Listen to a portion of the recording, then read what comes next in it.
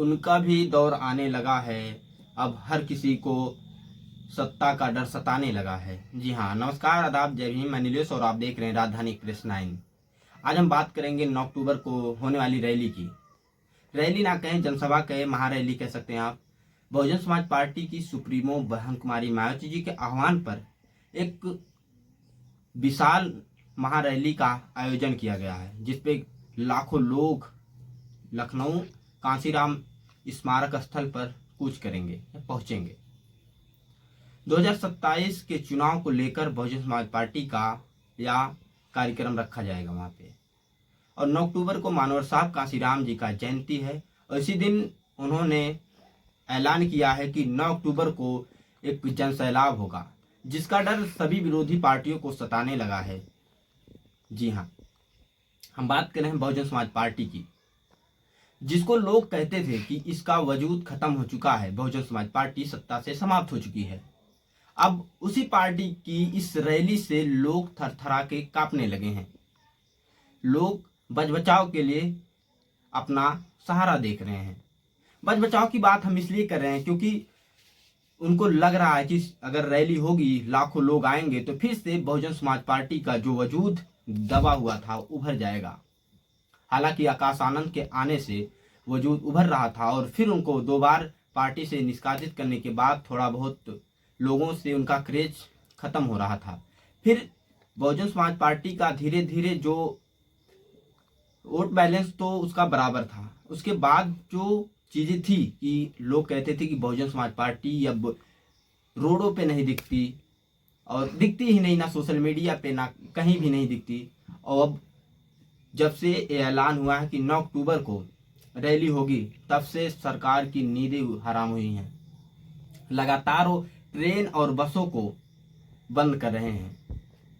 सोचो, जिस पार्टी का एक विधायक भी नहीं है और एक सांसद नहीं है, उस पार्टी का कितना खौफ है बस मात्र रैली करने से। सोचो, जब वो पार्टी सत्ता में आएगी तो क्या हाल होगा, नेताओं का क्या हाल होगा। जिस तरीके से यूपी में जंगल राज कायम है, जिस तरीके से यूपी में आए दिन अत्याचार, बलात्कार, शोषण व तमाम चीजें की कुरीतियां फैली है समाज में, उस सब चीजें खत्म हो जाएंगी बहुजन समाज पार्टी के आने से। बहुजन समाज पार्टी की सरकार थी तो कम लमसम 1.5 लाख गुंडों को जेल के अंदर डाल दिया गया था, जिसमें नामी गुंडे जो नामी थे, जो जिनको लगता था कि बाहुबली हैं, उन सभी को जेल के अंदर सलाखों के अंदर भेज दिया गया था। जो बचे हुए थे वो प्रदेश छोड़ के भाग गए थे। किससे? बहुजन समाज पार्टी की सरकार ने। फिलहाल बहुजन समाज पार्टी का मात्र एक विधायक है और सांसद एक भी नहीं है। उसके बाद भी ये डर विरोधी पार्टियों में सता रहा है। सोचो, जिस दिन बहुजन समाज पार्टी के तमाम विधायकों पूर्ण बहुमत से सरकार होगी, क्या होगा? देश में लॉ एंड ऑर्डर होगा, सबको शिक्षा, सुरक्षा, सम्मान से जीने का अधिकार होगा नहीं। उन्होंने करके दिखाया, अपने 4 साल के कार्यकाल में उन्होंने करके दिखाया है। इन सब चीजों को देखकर नेताओं को डर सताने लगा है बहुजन समाज पार्टी का। उन्हें लग रहा है कि अब हमारा अंत शुरू हो गया है, इसलिए लगातार ट्रेनों को रद्द कर रही है सरकार।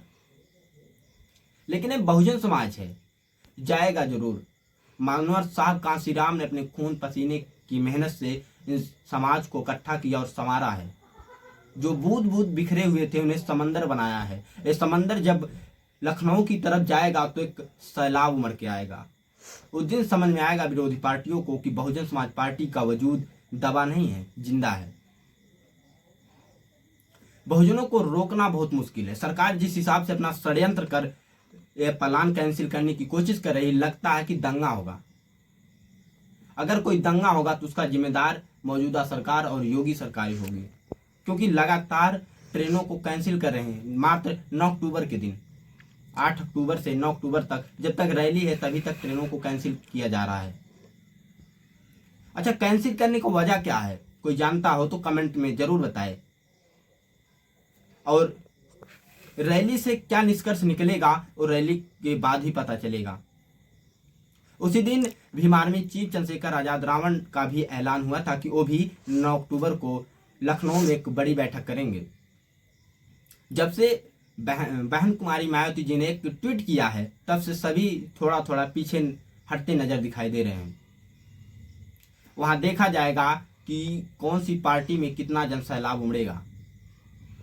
आज भी लोगों के अंदर बहुजन समाज पार्टी का वजूद है। अगर सोचो, मात्र एक ट्वीट करने से ये हाल है।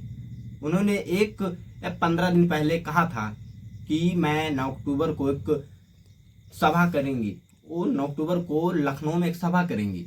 उससे लोगों में इतना उत्साह है कि आप गली गली, गांव गांव जहां भी जाएंगे एक पोस्टर दिखेगा, उसमें लिखा होगा चलो 9 अक्टूबर को लखनऊ। सोचो, एक ट्वीट से सिस्टम हिला देती है वो। सरकार में बैठे लोगों को नींदें हराम हुई हैं। किसी भी तरीके से, किसी भी षड्यंत्र से वो रैली को रोका जाए, बहुजन समाज के लोगों को वहां जाने से रोका जाए। सोचो, जो समाज का नेता साइकिल से पूरे प्रदेश में घुमा हो, लोगों को इकट्ठा किया हो, उस समाज उन संघर्ष को देखा हो, तो क्या उस साइकिल से लखनऊ नहीं पहुंचेगा। अगर कोई दुविधा होती है, सरकार और कोई षड्यंत्र रचती है, तो उसका जिम्मेदार सरकार होगी, क्योंकि दंगा होना तय होगा अगर बहुजनों को रोका जाएगा। उन्हें अगर लखनऊ पहुंचने से रोका गया, मानव साहब कांशीराम के परिनिर्वाण दिवस पर उन्हें रोका गया, तो उसका जिम्मेदार सरकार होगी। उन्होंने पहले ही साफ कह दिया था कि लखनऊ में आना है सबको, तो लखनऊ जाने के लिए लोग बहुत इच्छुक हैं। लोग अपना पैसा लगा के, जो कि मौजूदा सरकार है, लोगों को 500-500 रुपए देकर बसें भेजकर बुला रही है, लोग जा ही नहीं रहे हैं, भीड़ इकट्ठा ही नहीं हो रही है। वहां पे बहुजन समाज पार्टी की रैली में जाने के लिए लोग खुद से बस कर रहे हैं, खुद का पैसा लगा रहे हैं और जाने के लिए टाइम निकाल रहे हैं। सोचो किस तरीके का वजूद है बहुजन समाज पार्टी का। बहुजन समाज पार्टी की जड़ें अभी बहुत मजबूत हैं, बहुत गहरी हैं और लोगों के दिलों में है। जिस दिन बसपा सुप्रीमो सड़क पे आ गई